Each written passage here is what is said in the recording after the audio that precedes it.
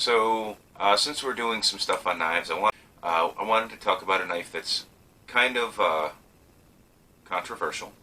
It's actually illegal in a number of countries. Actually, it's also illegal in a few states. But it's, and also, funny enough, in the country where it supposedly originated, you have to have a permit to carry.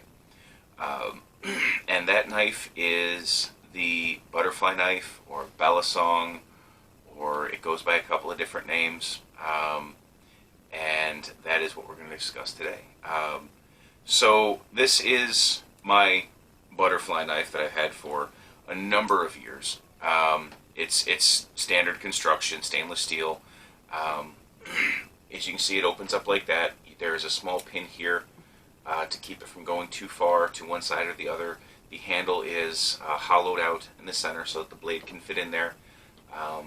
These are your handles, your legs. These are your kickers. They stick out to the side. They also try to keep so you can kind of give them a flip. But they also help to keep the blade from riding against the inside of the handle because it's thicker. Now that's not always going to happen, and unfortunately, especially as they get older, or if they're poorly made, you will get some wiggle in the handle, as you can see here, and the blade will tend to hit the sides of the handles and it will dull the edge, and that's one of the failings of these. However, if they're made very well, or if you really tighten it and take care of it, it won't be an issue. So that's something that happens with these. We'll start with the history on these. Supposedly, possibly invented around 800 AD in the Philippines. That's one story. Another one is that it was developed from a French tool that was more of a ship's compass. It would have your graduations here and sticks here, and then on the inside was a small blade for doing whatever, sharpening quills, etc. And that from there it developed into what we know now as a butterfly knife or a balisong. The way that I heard it from the blacksmith I apprenticed under was that these originated with the Spanish on naval gunships, etc., as a way to not have to carry a full-sized daggers. They had something that would fold up, be smaller, and a little bit safer than just stuffing it in your belt sash. I would say that, in my opinion, the origin is more than likely, if not Spanish, heavily Spanish influence, and that would explain why you see them in the Philippines so much. The Spanish had they had a history of knife fighting and carrying folding knives. In fact, we know they had folding knives there, before the Roman times. It wasn't unheard of. But they carried something called a navalla, which I don't have with me right now, which was basically a semi-lockback type of folding knife. The knife just set down in the handle, folded out, and usually there was a spring or a spring lever or a hook that would latch and hold the blade open. The problem with that is now you need two hands to close it. Whereas with these, you need one hand. You can literally just kind of shake it loose. That's all it takes to open it. So my bet is that they went, that's a pretty utilitarian and pretty cool thing to use. So that's what happened, is these Spanish guys were carrying it around and everybody picked up on it because it's just as fast, almost as fast as, say, a switchblade, which came much later. The prevalence here in the United States of these started after World War II. Guys came back from the Philippines, which was known for not only their fighting styles with them, but making high-quality balisongs or butterflies or batongs, however you want to call them. And, of course, because they were new and they were scary and certain undesirable elements started to carry them, they were banned in a lot of states. They are currently not banned in the state that I live in, but at a time they were. Carrying them, once again, really check with your local authorities on whether or not you can carry them, have them. But the construction is pretty simple. This one is made out of stainless steel. I've had this, and plates of bone here. This one I've had for a very long time. I've lost it in snowstorms. I've lost it in ditches at work. The construction is pretty much the same on a lot of these. They make one specifically for really trick stuff. If you really want to get into the flipping and flopping of them, they make practice ones that are dulled. Some of them have latches. I actually took the latch off of these. The latch is called a dog, usually. And on the cheaper models, they don't have anything to stop them from flipping up and getting in the way of the blade. So what'll happen is you'll go to close your knife, and the tip of your knife will hit the dog latch, and obviously you can see how that would dull it. It's not the best knife in the world, but it definitely has its place, and it definitely had its place before we had high quality gravity knives, drop open knives, stuff like that.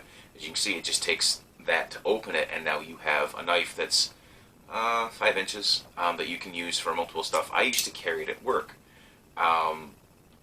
In the construction field, half the time you need a knife, and I wanted one that I could get a hold of real quickly and that I could open even with my gloves on. And I'm going to show that here in a minute, and that's actually one time when I came back to New York, I was still carrying one, and I was stopped by the police one night, and they asked me why I had one, and when I told the guy that I carried it because even when I was wearing gloves, I could open and close it with one hand at work, he went, never thought of that, that's a pretty interesting theory, and he told me, just keep it in the house, because at that time they were still illegal to carry. But that's really where it comes into. This is a utilitarian type of knife, and if you look at the knives that come out of the Philippines, there's two types, tools and really high-end fancy ceremonial stuff. This happens to be the former. So I'm going to show you just a little bit about them. Like I said, you've got this little kicker here. That's handy when you're first learning how to use them. I recommend, if you're going to start with this and you're going to start with a sharp one, to mark the safe side or the bite side, either one. This is called the bite side. That's the one that has the sharp part that if you screw up, you're going to cut your hand with. If you're flipping it around and you drop it, don't try to catch it like I did, because you slice your hand open. I did that when I first got one.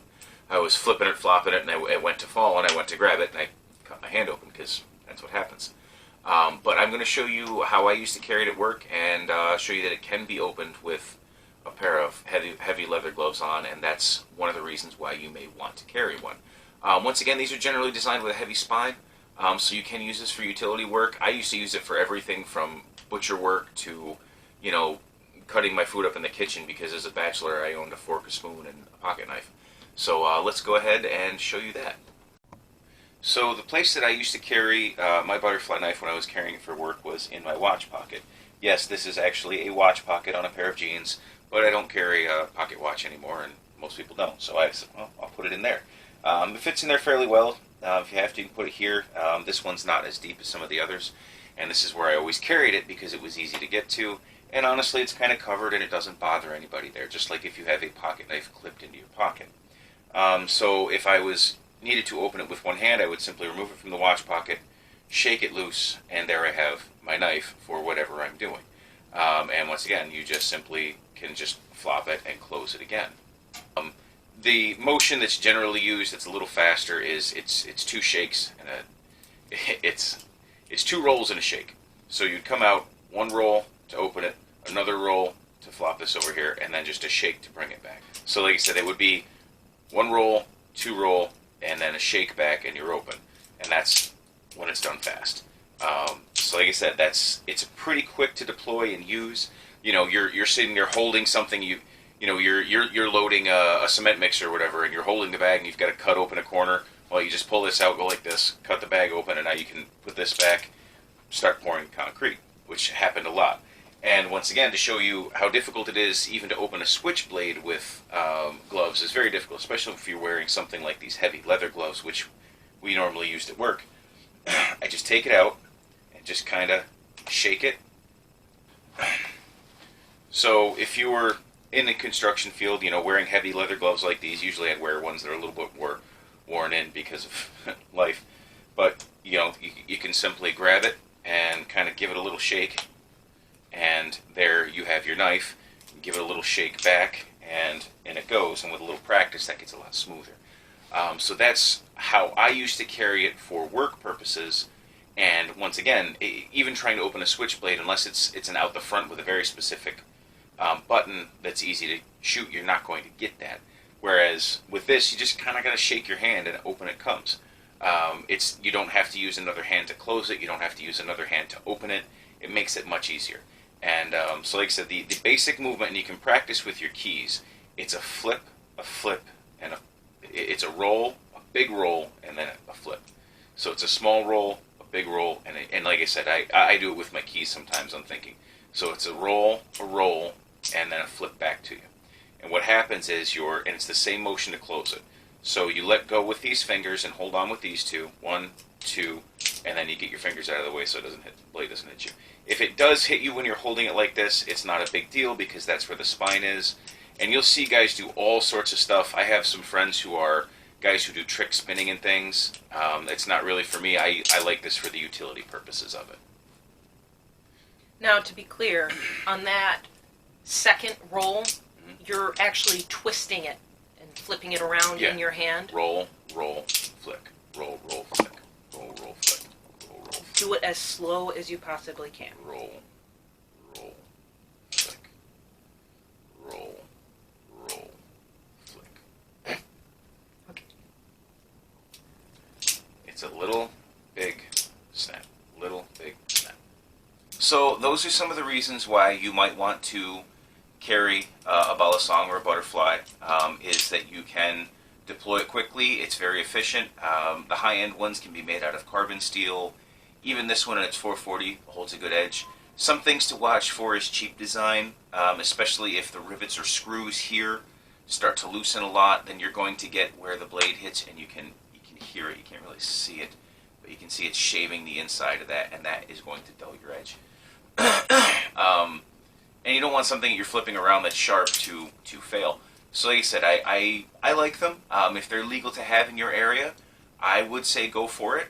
They're a lot of fun, especially if you're someone that fidgets with your hands. I mean, you can see I'm sitting here playing with it all the time. A lot of guys I know who have them will sit there and do that. If you're into the real fancy stuff, look up some videos on guys doing tricks and stuff with it. They'll spin them in the air, catch them. It's a lot of fun. But at its base, this is a wonderful utility